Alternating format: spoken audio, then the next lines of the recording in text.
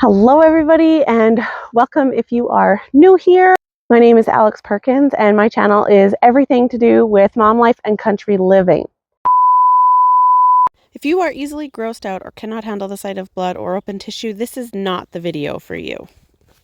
So I don't know if anybody saw a few of my videos that involved the horses. We were talking about Twilight and the injury she has sustained. We're not really sure what happened. I can link the couple of videos up here and I will put a time code in as to when I touch on the subject, because the one is just my acreage vlog, and so there's more than just talking about Twilight, and then the other one is when I'm doing my spring shed out on the horses, so again more than just talking about Twilight. So I will link those here and put a time code as to when we're talking about what's going on with Twilight. But basically, she got hurt out in the pasture somehow. We brought her in. We thought we had it taken care of. I was draining it every day and making sure that it wasn't getting infected and whatnot. And then I left for Ontario. And partway through my Ontario trip, Chris messaged me saying that Twilight was limping on the leg really badly. They ended up calling the vet. And by they, I mean my mom and Chris. They were both here while I was gone. They ended up calling the vet and they ended up taking her in the Monday that I flew home. So what they did was, with the initial wound, they put a drain in to help drain any excess fluid that might be causing the infection that was happening. So basically down her whole leg was like rock solid, and Mom and Chris said that when she got in the horse trailer, first of all, she didn't want to get in the horse trailer, and I'm sure it's just because she was feeling not great, especially on that leg. So she basically hopped in the trailer on 3 legs. They took her to the vet, they put a drain in, and then gave her some antibiotics, and we put her on some anti-inflammatory / pain medication. It's called Butte. I can show you guys the bottle if you want, or I'll input a picture here of like the actual scientific name for it. But it's basically like taking an Advil for us, essentially, because it has that anti-inflammatory property. That was going really good, and then all of a sudden, sort of around probably I think it was day 5 after she had been put on that stuff, I had noticed that there was like a lump under it. And I'll show you guys all of the pictures and the progression pictures that I've taken throughout this whole process. So I noticed that we gave it a little bit to see if the antibiotics was going to get rid of it, and unfortunately it didn't. So I called the vet Tuesday morning and we took her in Tuesday afternoon. I wish I would have filmed more. I took a couple of videos and a couple pictures, which I will show you guys in a little bit. Wish I would have videoed when he actually ended up cutting into it. He sort of went in the middle of the wound. You'll see all the pictures of the progression, so you'll be able to see where he cut into.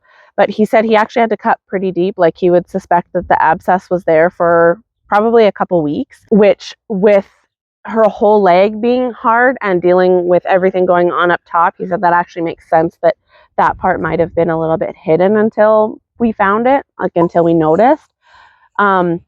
But it just kept getting bigger, and then she started limping on it again, and it just progressively got worse. So he said it was really good that we brought her in. I really wish I would have video while I was there, because when he cut into it, it was like just a little bit, and then he kind of pushed around the sides and it shot out. Like, it was disgusting. Like, it was very intriguing, but it was also really gross. I still get a little bit camera shy when I am in public, but I did get a couple clips. So we ended up sedating her for that also.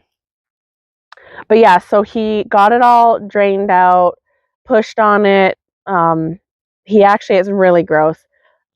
He shoved his finger inside of it and sort of tried to clear it out. And it was pretty crazy to see all the disgustingness that came out of there, all the pus and all the infection, as well as 2 or 3 really, really big blood clots. Like, that probably was the thing that blew my mind the most, because I was anticipating that pocket being full of pus, because that's what infection is. So that was my anticipation. Nothing of what he did surprised me. What we found, the fact that it was just freestanding pots, was exactly what we wanted because it's easy to treat with antibiotics. You just make sure you have the cut low enough so it can all drain, which again, I will show you guys the picture. So yeah, it's Tuesday today. So we are a week into the new antibiotics, and I'm actually super happy because the antibiotics she was on before was injection antibiotics. It was penicillin. And so I was having to stop her, which I can do, and I did do, but I'm not a huge fan of.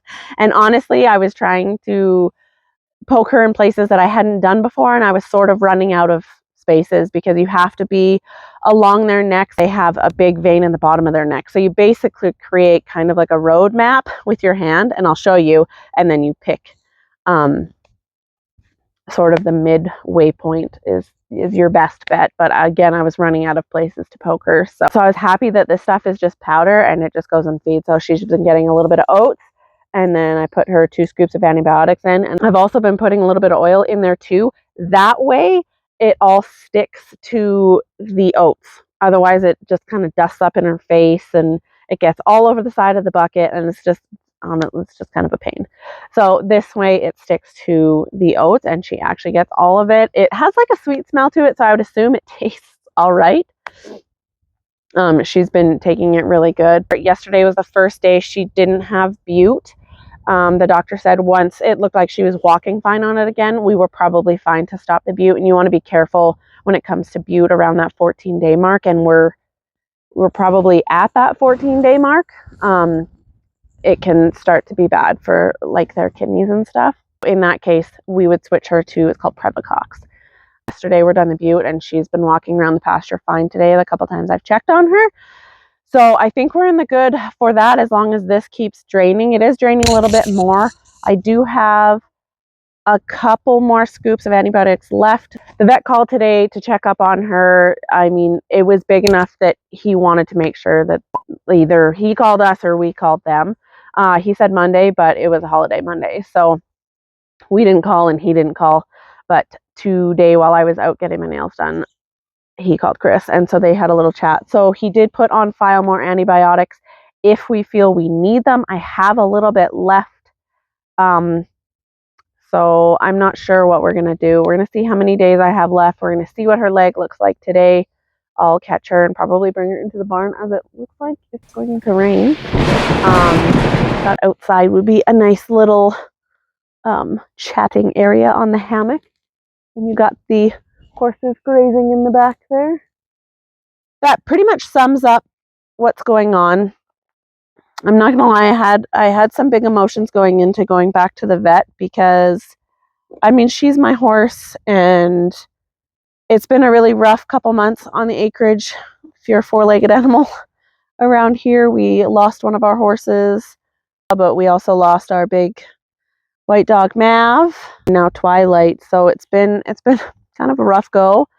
So I'm happy that it's something that is treatable. I was a little bit concerned about it. I was trying not to go to bad places, but unfortunately sometimes that's where our brains go. But it was what it needed to be in order to be very treatable. So that made me a little less emotional about the situation. But that is gonna wrap up the talking part of this video. This is what her leg looked like while we were at the vet. As you can see there, she twitched as soon as I touched it. She's pretty sensitive with it at this point, so that's another concerning factor. But we're here at the vet just waiting for him to come out and get us to bring her in. And yes, we had the kiddos with us.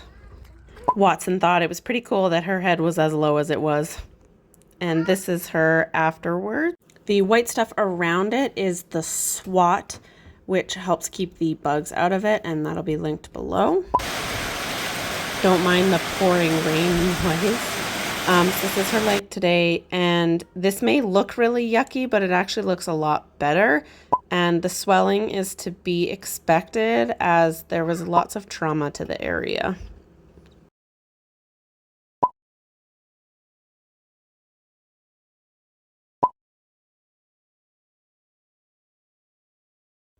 Monday is probably the day that we saw the biggest improvement. And here you can see that sort of looks yucky, but it's just because it rained and the swat had gone down into the wound. So it just kind of made it look yucky, but it was actually healing really well. All right, we got Twilight in here. You pretty girl. So this is what we're working with. Now this looks so good. It's nice clean tissue being built. And this looks a lot better too. So he cut it like across and then down so that it was open enough to be able to drain. And he shaved her up a little bit more. And then that's kind of like it used to be. So much bigger. It's still a little bit big, but it's looking a lot better. And then this is the stuff we've been putting on to keep the bugs out of it. I didn't know this stuff existed, but it's good stuff. I will link it below. Having her meds. All right, well, that's all we have for you today.